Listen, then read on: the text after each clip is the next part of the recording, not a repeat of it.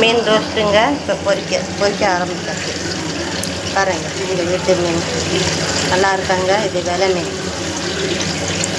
கையாலே மிக்சியில் போட்டு தான் மிளகு, சீரகம், இஞ்சி, பூண்டு, மசாலா போட்டு மிக்சியில் அடித்து அந்த பவுடரெல்லாம் போட மாட்டாங்க. அப்படியே ஊற வச்சுருவேங்க. நல்லா 1 மணி நேரம் 1.5 மணி நேரம் அப்படியே ஊற வச்சுருவேன்.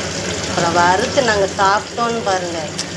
ஆஹா, கடையில் விற்கிறதுலாம் என்னங்க, தூண்டு மீன் நாங்கள் வெளியே போகிறப்ப நாங்கள் சாப்பிட்ருக்கோம். அப்படியெல்லாம் வயிறு எரியும். இந்த மீன் ஒரு மீன் 150 ரூபா 100 ரூபா எடுக்கிறாங்க. இது இவ்வளோ பெரிய மீனாக இருக்குது.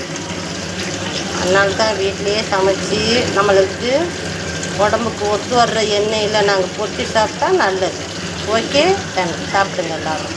வாங்க நம்ம வீட்டுக்கு.